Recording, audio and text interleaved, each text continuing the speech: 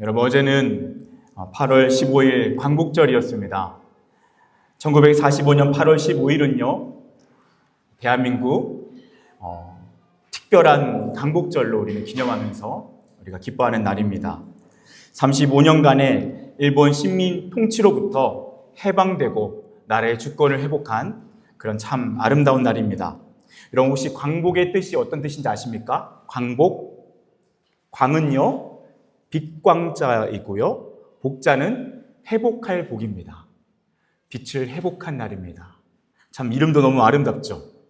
하나님께서 우리 대한민국에 빛을 회복하는 광복절을 주셨습니다. 그리고 그 이후에 우리 대한민국의 그 앞으로의 시간들을 많은 고난과 어려움도 있었지만 빛된 길로 인도하셨습니다. 광복절이 되면 우리는 그렇게 하나님 앞에 마음껏 감사하고요, 또한 동시에 그 광복을 위해 이름도 없이 빛도 없이 자신의 삶을 바쳐서 독립운동을 위해 헌신한 귀한 선배들을 우리는 기념하고 또한 감사하는 날이기도 합니다. 그리고 그렇게 많은 독립운동가를 살펴보면요, 실제로 상당히 많은 독립운동가들이 신실한 그리스도인이었다는 것을 확인하게 됩니다. 그 중에 한 분은 월남 이상재 선생님이십니다. 여러분, 이분은요, 원래는 그냥 유학가였습니다.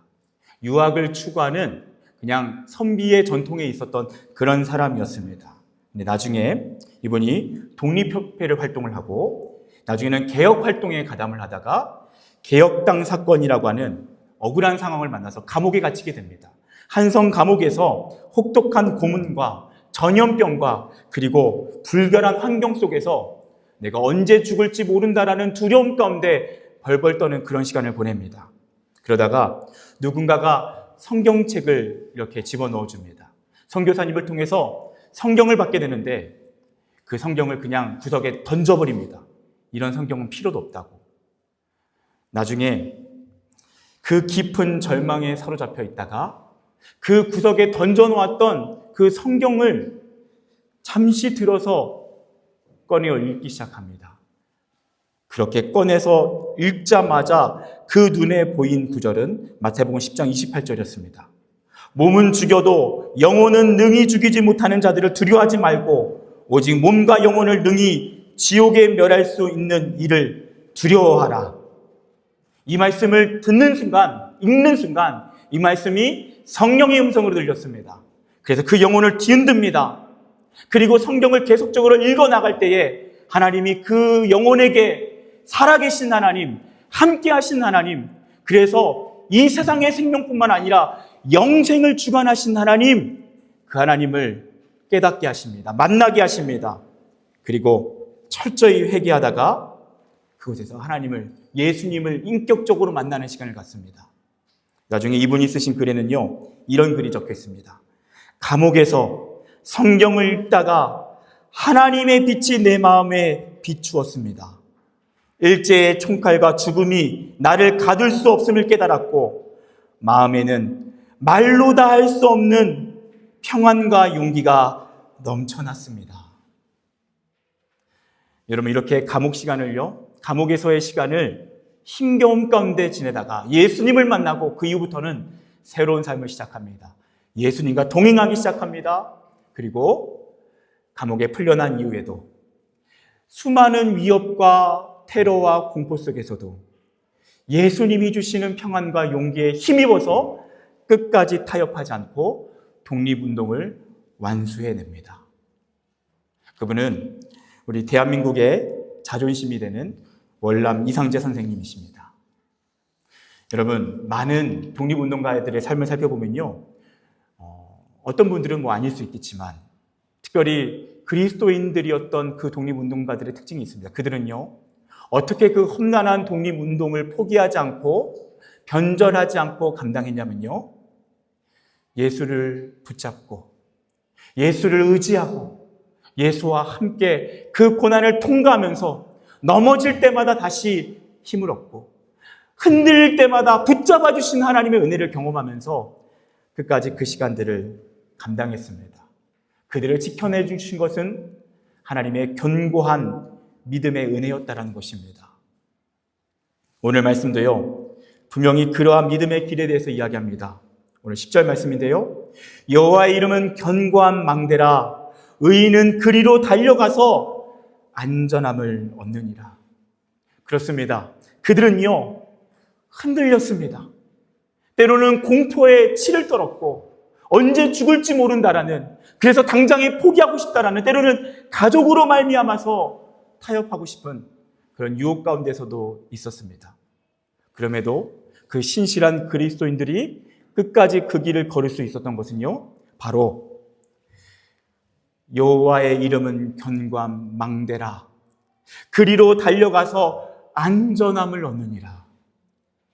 견고한 망대이신 하나님께로 달려갔기 때문입니다. 그리고 그 견고한 망대이신 하나님께로부터 안전함을 얻었기 때문입니다. 저는 오늘 이 말씀을 조금 더 자세히 여러분과 함께 나누기 원하는데요. 여러분 10절 말씀을 제가 좀 자세하게 이 뜻을 우리가 깊이 하나하나 연구해 보면서, 알아보면서 그 말씀을 이해하기 원합니다. 먼저 10절의 말씀이에요. 여호와의 이름은 견고한 망대다라고 얘기합니다. 여러분, 망대라고 하면 우리에게 조금 익숙하지 않은 단어죠. 여러분, 망대가 무엇입니까?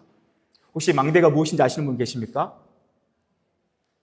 네, 저도 사실은 예전에 성경 읽을 때 이 망대가 무엇인지 잘 몰랐습니다.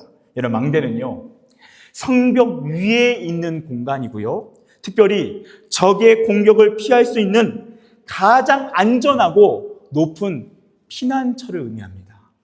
그러니까 성벽이 있다면 그 성벽 위에 망대가 있어서 그곳에서 적들이 어디서 오는지도 볼 수 있고, 그리고 가장 안전하게 보호받을 수 있는 것이 바로 이 견고한 망대였습니다. 그리고 견고하다라는 것은요, 히브리어로 오즈라고 하는 단어입니다. 이 뜻은요, 힘이라는 의미도 있고 능력이라는, 권능이라는 뜻도 있습니다. 그렇다면 여호와의 이름이 견고한 망대라는 것은 어떤 의미입니까? 그 의미는 여호와 하나님이 우리에게 가장 큰 힘이 되시고 우리를 붙들어 주시는 능력의 하나님이시라는 고백입니다. 그러니까 이 세상 그 어떤 것보다 하나님이 나의 견고한 망대이십니다. 그 무엇과도 비교할 수 없는 나의 가장 큰 힘이 되십니다라는 고백이 견고한 망대다라는 것입니다. 그래서 그분께 달려갈 때에 그분은 망대에 우리를 품어주시고 그 안전한 피난처에서 우리를 보호해 주신다라는 것입니다.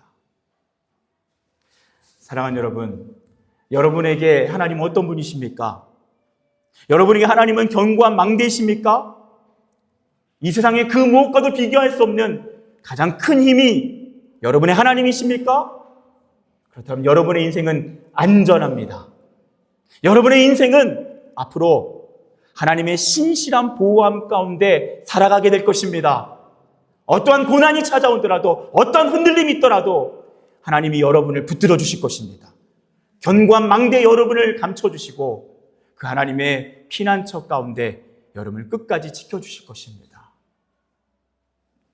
네, 여러분, 오늘 말씀에서는요, 그러한 하나님의 은혜 가운데 살아가지만 동시에 우리에게 끊임없는 유혹의 문제가 있다는 것을 확인시켜 줍니다. 많은 사람들은 하나님보다 다른 것을 더 자신에게 큰 힘이 되고 견고한 성으로 여기며 살아간다는 것입니다. 그것은 무엇입니까? 바로 11절에 나와 있는데요. 우리 11절 말씀을 한번 읽어보겠습니다. 오늘 각자 주보를 꺼내서 또는 화면을 통해서 우리 11절 말씀을 읽겠습니다. 함께 읽습니다. 시작. 부자의 재물은 그의 견고한 성이라 그가 높은 성벽같이 여기느니라. 아멘. 그런데 문제는 무엇입니까? 부자를 포함해서 많은 사람들은요, 재물을 자신의 견고한 성이라고 여기면서 그것을 높은 성벽으로 여기면서 살아간다는 것입니다. 여러분, 이것이 문제입니다. 돈이 우리를 가장 안전하게 보호해준다고 생각하고요, 돈이 우리의 삶을 지켜준다고 생각한다는 것입니다. 여러분, 물론 우리가 오해하지 말아야 될 것이 있습니다. 성경은요, 돈을 무시하지 않습니다. 돈을 무가치한 것으로 여기거나 돈을 무작정 정죄하지도 않습니다.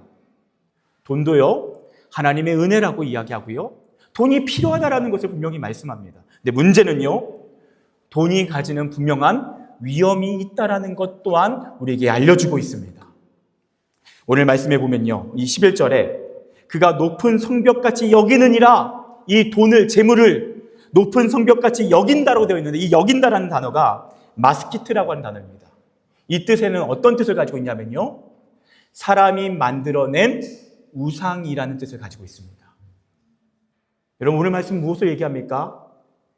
돈이, 재물이 우리에게 높은 성벽과 같은 우리를 보호해주는 우상이 된다라는 것입니다. 그래서 많은 사람들이 하나님보다 돈을 더 섬깁니다. 하나님보다 돈이 나에게 실제적인 능력이고 힘이라고 착각한다는 것입니다. 예수님도 이 재물에 대해서 이렇게 경고하셨습니다. 마태복음 6장 24절에 너희가 하나님과 재물을 겸하여 섬기지 못하느니라.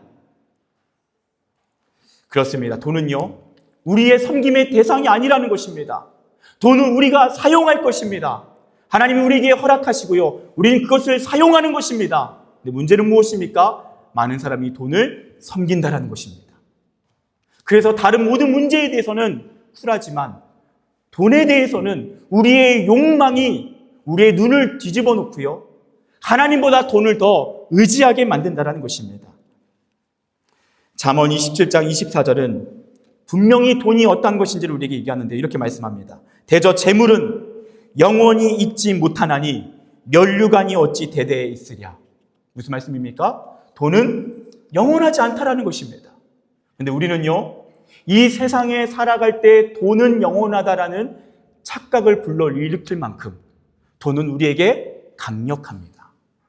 성경은 그것을 경고합니다. 돈이 잘못된 것은 아니지만 어느 순간 돈으로 인해서 우리는 집착하게 되고 돈 때문에 파멸에 이를 수 있고 돈이 영원하다라는 착각 속에서 우상 숭배의 삶을 살아갈 수 있다는 것입니다. 특별히 돈은요, 없다가도 있을 수 있고요, 있다가도 없을 수 있습니다. 그것은 우리의 인생 가운데서 경험하는 실제적인 삶의 모습입니다. 그리고요, 무엇보다도 돈은 한순간에 우리에게 무용지물이 되는 순간이 옵니다. 언제입니까? 죽음입니다. 죽음의 순간 그 어떤 누구도 돈을 가지고 그 이후의 삶을 지속할 수 없습니다. 돈은 우리를 구원하지 못합니다. 돈은 죽음 이후에 우리의 삶 속에서 지속되지 않습니다. 여러분, 초인플레이션 현상이라고 아시죠? 초인플레이션 현상은 물가가 말도 안 되게 오르면서 화폐 가치가 심각하게 떨어지는 것을 의미합니다. 여러분, 역사적으로 그러한 사례들이 여러 차례 있었는데 특별히 독일이 1차 세계대전을 겪고 나서 이 초인플레이션 현상을 겪습니다. 그때의 모습들을 사진으로 담아놓은 것이 있는데요, 제가 한 3장을 준비한 사진이 있는데 한번 보겠습니다. 첫 번째 사진 한번 봅시다.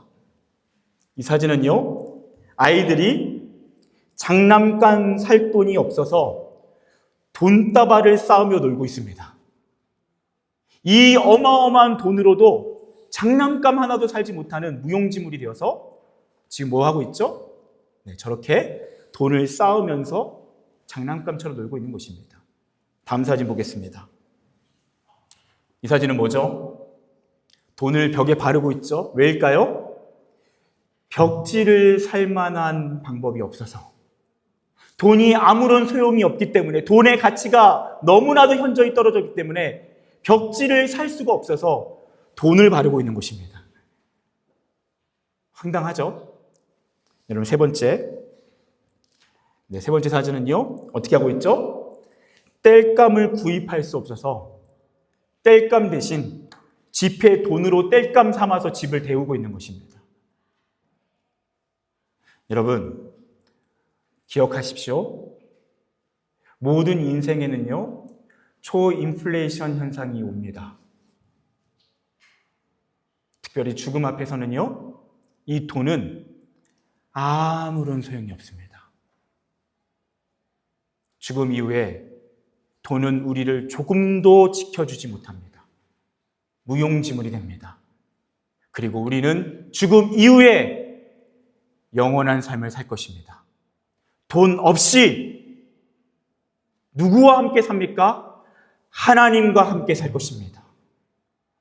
성경은요, 하나님이 우리의 이 땅에서의 삶뿐만 아니라 죽음 이후의 영생의 삶 가운데 함께 하신다고 말씀하십니다. 그분은 이 땅에서 우리의 견고한 망대가 되시고 죽음 이후에도 우리에게 영원한 생명이 되십니다. 여러분, 무엇을 의지하며 살아가야 합니까? 여러분, 무엇을 붙잡고 살아야 합니까? 바로 돈이 아닌 하나님을 의지하며 살아가야 한다는 것입니다. 돈보다 하나님이 우리 인생의 진정한 견고한 망대라는 것입니다. 또한 여러분, 잠언 말씀에서는요, 이런 말씀이 있습니다. 잠언서 22장 4절에요. 중요한 말씀인데 여러분 들어보십시오. 겸손과 여호와를 경외함의 보상은 재물과 영광과 생명이니라. 무슨 말씀입니까? 하나님을 경외하며 살아가는 인생 가운데 하나님은 재물을 주신다라는 것입니다. 여러분 분명히 기억하십시오. 그 모든 재물의 주인은 하나님이십니다. 이 세상의 모든 재산과 이 세상의 모든 눈에 보이는 재물의 진정한 소유주는 하나님이십니다. 모든 사람들은 죽음과 함께 그 손을 털고 그 돈에 손을 대지 못하지만, 어떠한 재산에도 손을 대지 못하지만 하나님 그 모든 것에 변함없는 소유주가 되십니다. 우리는 이 땅에 그런 착각을 할 때가 있습니다. 하나님은 나에게 영혼의 구원자이실 뿐, 나의 인생에 물질을 포함한 이 세상 속에서는 별로 도움이 되지 않는 분이라는 착각 속에 살아갑니다. 아닙니다, 여러분. 하나님은 영적인 세계의 주님이실 뿐만 아니라 우리가 살아가는 이 모든 세계에 재물과 돈과 재산과 실제적인 필요의 공급자이심을 믿습니다. 그분이 물질을 막으시면 물질은 우리에게 주어지지 않습니다. 그분이 물질의 길을 여시면 물질의 길이 열리는 것입니다. 하나님, 그렇기 때문에 우리에게 물질을 주시지 않을 때가 있습니다. 그때는 왜인지 아십니까? 물질의 길을 막으실 때가 있습니다. 그 이유는 아직 우리가 물질보다 하나님을 더욱 온전히 섬길 준비가 안 됐을 때, 물질이 우리에게 우상으로 남아있을 때는 하나님이 우리에게 아직 물질을 온전히 주시지 않으십니다. 그 전까지 하나님 우리를 다루십니다. 끊임없이 우선순위에 훈련을 시키십니다. 하나님을 인정하는 것, 하나님을 우선순위로서 온전히 내 삶의 주권자로 인정할 때 하나님 그 인생을 주목하시고 그 인생에 부어주십니다. 그 물질을 사용할 수 있는 준비가 되어 있기 때문입니다. 여러분, 오늘 말씀의 10절은요, 여호와 하나님이 우리의 견고한 망대라고 말씀하시고요, 11절은요, 재물은 견고한 성벽이라고 얘기합니다. 여러분, 망대와 성벽의 차이를 말씀드렸죠? 성벽이 있고 그 위에 망대가 있습니다. 여러분, 돈은 이 세상을 살아갈 때 우리에게 성벽과 같은 실제적인 도움이 되는 것이 맞다라는 것입니다. 근데 문제는 무엇입니까? 그 성벽 위에 망대는 하나님이시라는 것입니다. 하나님의 주권 안에 그 모든 재물도 있다는 것입니다. 재물 위에 하나님이 계시고 하나님 밑에 재물이 있습니다. 그런데 사람들은 하나님 위에 재물이 있다라고 착각하며 살아간다는 것이죠. 사랑하는 여러분, 돈이 필요하십니까? 그럼 하나님께 구하십시오. 여러분에게 실질적인 물질적인 어려움이 있습니까? 그러면 하나님께 구하십시오. 그리고 그 전에 먼저 여러분의 중심을 확인하십시오. 여러분 안에 진정한 견고한 망대는 누구이십니까? 여러분이 진짜 의지하는 것, 여러분의 인생의 가장 소중한 것, 여러분의 인생의 진정한 하나님은 누구이십니까? 하나님을 하나님으로 인정할 때 하나님이 그 모든 물질과 재물과 돈의 주권자이심을 나타내실 줄 믿습니다. 오늘 말씀은 그렇게 우리에게 그 물질의 주권자도 하나님이심을 나타내십니다. 여호와의 이름은 견고한 망대라, 의인은 그리로 달려가서 안전함을 얻느니라. 사랑하는 여러분, 그렇게 여러분의 인생 가운데 어려움이 있다면, 그래서 견고한 망대가 필요하다면, 지금 여러분의 인생의 그 위기와 고난과 무너짐에 진짜 구원이 필요하다면 그리로 달려가십시오. 어디로요?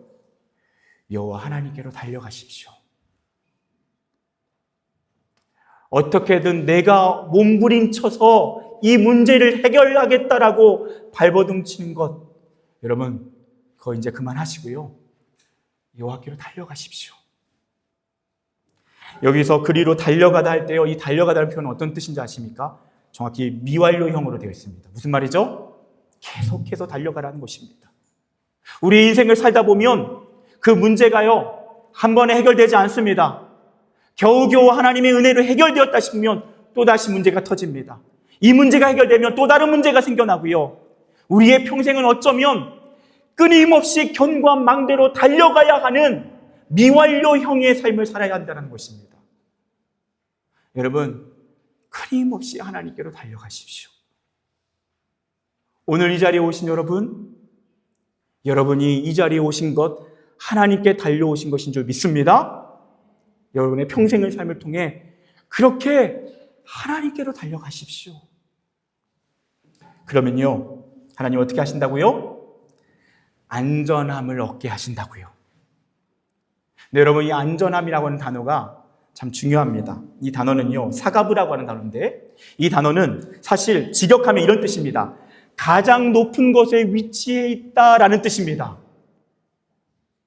그러니까 하나님이요, 우리가 하나님께로 달려가면 하나님이 우리를 가장 높은 곳에 두셔서 우리를 안전하게 보호해 주신다는 것입니다. 어떠한 적도 우리를 무너뜨리지 못하도록 우리를 안전하게 지켜주신다는 것입니다. 근데 가장 높은 곳에 있기 때문에 안전하다라고도 해석이 가능하고요. 또 한 가지 의미가 있습니다. 가장 높은 곳에 세우셔서 우리를 가장 존귀하게 하신다는 것입니다. 여러분, 이 두 가지 의미가 다 있습니다. 하나님께로 달려가면요, 하나님을 의지하며 살아가는 인생은요, 어떤 은혜를 누리는가? 하나님의 안전함을 경험합니다. 그리고요, 하나님이 우리를 높은 곳에 세워서 안전하게 하실 뿐만 아니라 높은 곳에 세우셔서 우리를 존귀하게 하십니다. 우리의 무너진 마음을 새롭게 하시고요, 우리의 무너진 자존감을 다시 세워주십니다. 그것이 하나님의 은혜인 줄 믿습니다. 하나님께 달려가는 인생이 누리는 하나님의 은총인 줄 믿습니다. 여러분, 최근에 제가 연기자 최강희 씨의 간증을 들으면서 큰 감동을 받았습니다. 이분이요, 어린 시절부터 정말 낮은 자존감으로 인해서 고통스러운 시간을 보내셨더라고요. 그래서 우울증, 대인기피증, 이러한 깊은 내적인 문제로 인해서 오랜 시간 동안 고생하셨습니다. 스스로를 소중히 여기지 않기 때문에, 그 낮은 자존감 때문에요, 사실 이렇게 몸에 자주 자해도 하고요. 그리고 사람들에게는 헌혈하는 천사다, 그리고 막 기부하는 천사다, 골순기증도 하는 천사다, 이렇게 알려졌는데 실상은 자신이 전혀 소중하지 않기 때문에, 자신을 함부로 여겨도 상관없기 때문에 그렇게 마구잡이로 헌혈도 하고 골순기증도 했다라는 것입니다. 그런 깊은 수렁 속의 나날을 보내다가 드디어 하나님을 만납니다. 예수님이 얼마나 좋은 분이신지 정말 그분의 은혜 속에 살아가기 시작합니다. 매일 아침마다 새벽 기도를 가고요, 주중에 있는 모든 예배를 참석합니다. 그 교회가 주일에 5번 예배를 드리는 교회인데 5번 다 예배의 자리에서 하나님을 예배하고 온갖 은혜를 누리기 시작합니다. 그리고요, 막 자신감이 일어나기 시작합니다. 이제는 다 해결됐다고, 내 안에 내적인 문제는 다 해결됐다고 자신감을 가지고 다시 내가 촬영 현장으로 돌아가서 촬영이 끝나면 나는 여우주연상도 받을 것이고, 그러면 수상 소감할 때 하나님께 영광을 돌릴 것이고, 그리고 다 전도할 거라고, 그리고 이제 세상을 다 변화시킬 거라고, 그런 마음으로 그가 촬영 현장을 갑니다. 근데요, 충격적이게도 그 촬영의 현장에서 그만 다시 과거로 완전히 돌아가 버린 자신을 발견합니다. 사람들과 함께하는 작업 속에서 너무 위축이 돼서 계속해서 혼자 구석진 곳에 앉아있기 시작하고, 때로는 방 안에 갇혀서 하루 종일 나오지도 않습니다. 그러니까 주변에 있는 사람들이 이런 얘기를 합니다. 너는 교회 가야 될 사람이 아니라 병원에 가야 할 사람이라고. 좀 병원에 가라고. 그리고 후배가 책을 선물했는데 그 책 제목이 자존감 수업입니다. 그리고 누군가는 좀 오윤영 선생님 같은 분을 좀 만나보라고. 너는 지금 교회 사람들이 아니라 오윤영 선생님을 만나야 된다고. 그런 이야기를 듣습니다. 그 깊은 절망 속에서 나는 하나님께 영광이 아니라 수치가 되는구나. 그리고 그날도 방 안에 홀로 갇혀서 그렇게 넋두리하기 시작합니다. 하나님, 하나도 변한 게 없네요. 하나도 변한 게 없네요. 나는 가짜네요. 나는 가짜인가요? 하나님이 나에게 주셨던 은혜는 뭐죠? 그렇게 깊은 내적인 침체 속에 머물러 있습니다. 그래서 겨우겨우 또 용기를 내서 촬영장에 가고요. 그 촬영장에서 정말 기도하는 마음으로 하나님, 나는 왜 이럴까요? 그러다가 이런 생각을 해봅니다. 하나님이 지금 나를 어떻게 바라보실까? 하나님 나를 너무 한심스럽게 바라보고 계시지 않을까? 근데요, 그때 성령께서 그 영안을 열어주십니다. 하늘을 바라보는데 천국에서 하나님이 자신을 바라보고 계신다라는 것이 확실하게 느껴지면서 그때 하나님이 놀라운 하나님의 눈을 깨닫게 하십니다. 하나님이 자신을 바라보시는데 그런 자신을 굉장히 흡족하게 바라보고 계신다는 걸 깨닫습니다. 나는 하나님의 영광이 아니라 수치인데 하나님이 나를 분명히 한심스럽게 바라보고 계실 것 같은데 그게 아니라 하나님이 그런 자신을 그 구석진 곳에서 쪼그라 있는 자신을 한없는 사랑으로 흡족하게 바라보고 계시는 것을 바라봅니다. 그리고 일어나는 것이죠. 그리고 이런 나도 하나님이 흡족하게 바라보시고 사랑하시는구나. 이런 나도 하나님은 포기하지 않으시고 붙잡고 계시는구나. 그것을 깨닫고 다시 하나님께 나아가는 것입니다. 그리고 다시 하나님께 나아가는 것입니다. 그러다가 그런 이야기를 하시더라고요. 얼마 전에 성경 공부 시간에 목사님께서 그런 얘기를 하셨답니다. 여러분이 좀 마음에 드세요? 그 질문 앞에서 이분이 이렇게 대답했다고 하더라고요. 저는 제가 너무 좋아요. 저는 제 자신이 너무 흡족해요.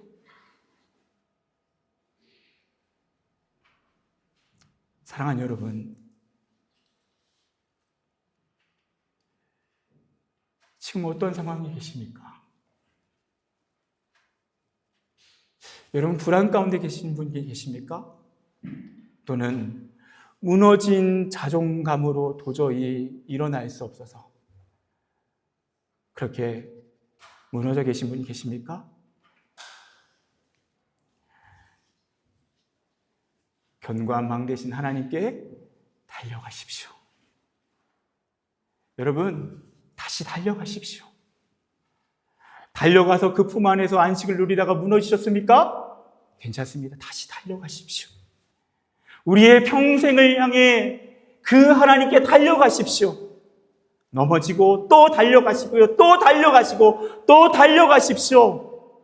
여러분 그렇게 달려가면요.